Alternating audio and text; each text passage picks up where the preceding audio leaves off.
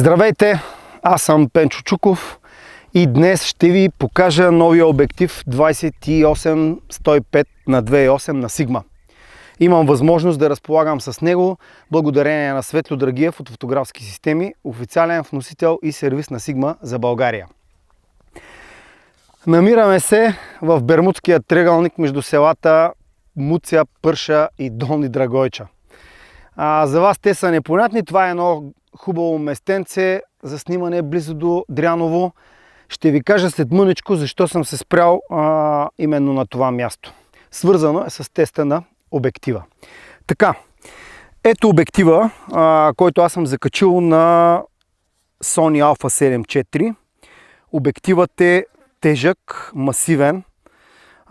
За да добиете представа какви са неговите габарити, съм направил един сравнителен кадър с добре познатия Tamron 28-75 на 2.8, който познаваме като размери.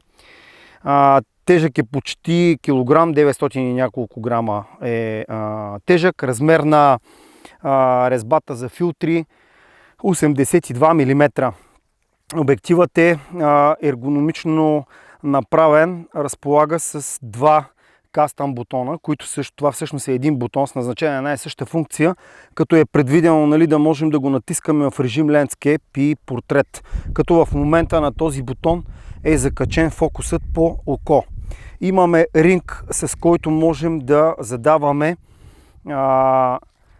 блендата, като това можем да правим или плавно, както в случая, да променяме нейната стойност, или да го правим на стъпки, ето така, или да го заключим и да сменяме блендата от апарата. Аз предпочитам да я сменям от апарата, защото понякога неволно я движа от тук. Сега, малко за фокусното разстояние на обектива. Фокусното разстояние е 28-105. Някои се надяваха на 24-105, но 28 мм е много добро фокусно и ще ви кажа защо. Когато снимаме събития, много често, имайки 24 мм, се изкушаваме да завъртим вариото на 24 мм, за да хванем възможно повече хора. Но много добре знаете, че хората, които попадат в края на такъв кадър, техните глави започват да приличат на успоредници. 28 мм е онова познато фокусно разстояние, което ние имаме от старите китове обективи, които имахме и на кропките си. 18-55, приравнени по кроп фактор даваха горе-долу точно 28 мм. Достатъчни са като ширина. Както казах вече, 2.8 постоянната му светлосила го прави перфектен за обектив за събития. Сега, аз съм познат за мнозина от вас като пейзажен фотограф, но други знаят също, че снимам сватби. Днес аз няма да разгледам обектива от гледна точка на качеството му на пейзажен обектив. Аз ще наблегна на неговите качества като обектив за снимане на събития или за снимане на фотосесии. Не случайно се намирам на това място, защото точно тук снощи на зале слънце с по-малката си дъщеря и сина си имах възможност да изтествам в различни ситуации как се справя обектива, като за мен беше важно точно как се справя той директно контра срещу слънцето. Успява ли фокуса бързо да сработва? Акуратен ли е? Има ли флеери по кадъра от слънчевите лъчи? Следи ли автофокуса коректно бързото движение в такъв тип условия тежки, с сериозна, силна, мощна контрола светлина в него. И след мъничко ще ви покажа какъв е резултат. И така, нека да погледнем как се е справил обективът в реални условия. Първия кадър, който ви показвам, наглед е безпредметен, но това е снимка, която съм направил на бленда 2.8 на 28 мм, с идеята да ви покажа, че обективът е остър по цялото протежение на кадъра. Вижте центъра, колко е добре. Ето краищата, имаме много добра острота по края. Ето минимални хроматични аберации, които се отстраняват лесно с Lightroom. Ето. Тази острота ни дава възможност, когато се налага да снимаме на бленда 2.8 при лоши светлинни условия, да разчитаме на острота по целия кадър. В този кадър Виждаме пък букето, което прави обектива. Това е 78 мм. Вижте колко е остър там, където е нужно, където е фокусът и какво приятно буке има на заден план. Перфектни, меки кръгчета. Това, което виждате като буке, всъщност това са листата от ето този кадър. А на тази снимка съм показал, че на Blenda 2.8 имаме много плитък фокус, много малка дълбочина на рязко изобразяваното пространство, което означава, че е нужно да внимаваме, като снимаме при тези условия, особено ако снимаме двама души. Да внимаваме къде е фокусът и дали всички ще са на фокус. Сега, не споменах предварително, но обективът не е с вътрешен зум, т.е. когато движим вариото от 28 към 105 мм, той излиза част от корпуса и се прибира на 28 мм, е прибран е компактен, на 105 мм се удължава. Да, би било добре да бъде такъв вътрешен, но чисто конструктивно вероятно ще да бъде по-трудно и да изглежда по по-различен начин обектива. Между другото, така са и повечето обективи в този диапазон. И така, нека да се върнем на кадрите, които направихме в така наречения Бермудски триъгълник. Кадрите не претендират да имат особена художествена стойност, те просто са илюстративни за това как се справя обектива, като при всички от тях аз съм застанал срещу Слънцето. Ето тук съм започнал да снимам с Ели. Ето ви кадър, по-близък план. Това е на Blenda 2.8 и на приблизително на 105 мм. Ето тук Слънцето как пробива през косата. Много приятно се получава и чертай едни контури около тялото. И вижте сега, директно насочен срещу Слънцето обектив. Слънцето не прозира през шапката, то се показва тук отстрани. Вижте, нямаме загуба на остротата. Много бързо сработи автофокуса по око. Точен е, не се колебае, не виждам никъде флеяри в кадъра. Тук по абсолютно същия начин, точно срещу Слънцето. Ето. Ето къде е. Остротата има, липсват флеяри, няма хроматични аберации. Това е на Blenda 2.8, прекрасно се справя. Тук съм направил този кадър, за да проследя как се справя с автофокуса, с следящия автофокус. Обектива с тялото. Ето тук меките кръгчета на преден план. Това е тревата, в която аз съм легнал за да снимам. Ето тук също няколко уловени момента. Като бих препоръчал тази скорост да бъде малко по-висока, има на къде да се вдигне, за да може още по-добре да замразите тези моменти. Имаме достатъчно светлина, вижте колко приятно пробива през тях и какво меко букенце се получава тук отпред от близко разположените до мен треви. Тук съм ги пуснал отново да тичат към мен, като съм направил серия от кадри, като във всеки един от тях фокусът е там, където е нужно.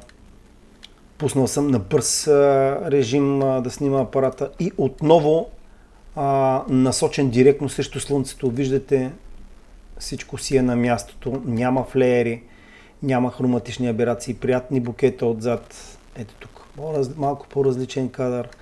Ето, много приятни топли цветове отзад букето през листата на дърветата в дъното. Ето фокусът е където трябва, безкомпромисно заковава върху очите. Още няколко уловени момента от тази серия. Ето тук кропче и сменяме позицията, сменяме сюжета. Ето тук имаме на 28 мм, като пак казвам, тук имаме ненужно висока скорост, просто съм я забравил от предното снимане. Ето ги тук двамата. Обръщате на 28 мм, вече има съвсем друг поглед, общ план, който пък прави малко по-различно да изглеждат снимките и разнообразява фотосесията. Ето отново срещу Слънцето. Вижте колко приятно пробива през нея. Ето е остротата на кадъра си я има. Няма флеери отново. Ето пак. Прекрасно се е справил. Ето срещу Слънцето пробива през косата. Това тук, което виждате, не е флеер, това е ето такъв кълбенце, което е от тия растения, които иначе са близо до мен, там където аз съм застанал. Ето отново. Ето отново. Тук съм си позволил да не доекспонирам нарочно, като оставя светлината да очертае контурите около детето и да запали растенията отдолу. Ето и на следващата снимка нещо подобно. Вижте какво приятно буке тук на заден план имаме. Може да експериментирате всякак. Ето отново слънцето директно в обектива. Всичко е на мястото си. И малкият, който се е възползвал, че не го виждам и е седнал в тревата, е хванал телефона да играе. Отново на 28 мм, съвсем различна визия на снимката, ненужно високо ISO, пак казвам от забравена скорост, но вижте сега. Ето на 2.8 колко детайл има. Ето едно приятно изображение. Ето тук малко по-различно, същото дърво. И тук на бленда 2.8 достатъчно острота. Отзад изсъхналите листа на паднал клон, за това стоят оранжеви зад нея. Ето тези листа тук, които виждате, а той се е покатерил пак в суматохата преди да го видим, като не е помислил как ще слезе без да си отърка колената. Така се расте. И сега едно много важно предимство на обектива, прекрасно макро. Значи може да се доближите на около 16 см от обекта, дори и на 105 мм да сложите обектива. Ще кажете какво толкова ни интересува макрото. Онези от вас, които снимат сватби, знаят, че макрото се използва, когато снимаме фини детайли, да направим някакви хубави и интересни кадри с пръстените.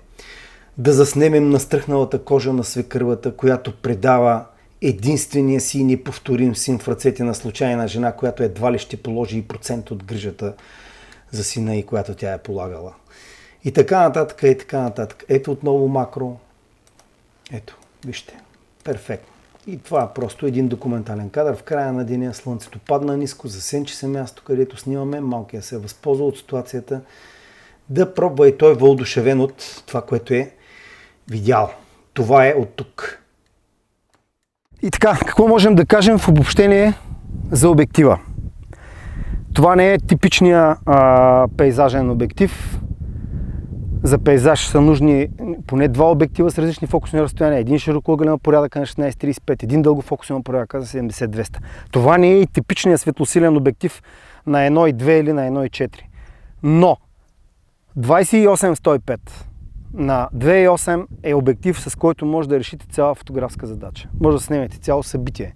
Може да направите фотосесии, романтични, детски, фотосесии на бременни, каквито искате още. Детски рождени дни, кръщенета. Няма да преувелича, че това е обектив, с който с един апарат с него може да се заснеме цяла сватба. Имаме работното разстояние от 28 до 50, където можем да заснемем различните части от сватбата, светлосилата от 2.8, която да ни помогне в тъмни помещения, като църквата или партито в края на вечерта. Имаме типично портретната част, която е от 80 до 105 мм, която липсваше при 24-70 или 28-75 на 2.8. 70 или 75 на 2.8 не е като 105 на 2.8. Това е обектив, който също може да закачите и да изкарате някакво фотосъбитие, примерно в Родопите, ако отидете, да кажем, да направите някакъв репортаж, заедно с възможностите на апарата да го сложим в кроп режим, ни позволява да бъдем достатъчно далеч и да снимаме отдалеч, без да притесняваме хората и да направим достатъчно добри кадри. Така че, ако мога да обобщя в две думи накрая, за мен това е работен кон. Това беше от мен. Пожелавам на всички творчески успехи и на фокус. И един жокер от мен. По какво се разбира, като седне една компания да се черпе на една маса, кои са фотографите, които снимат с Sigma? Наблюдавайте внимателно. След седмата мастика всички са загубили слово и завалят думите, но този, който не е загубил фокус, това е онзи, това е Sigma G-ата.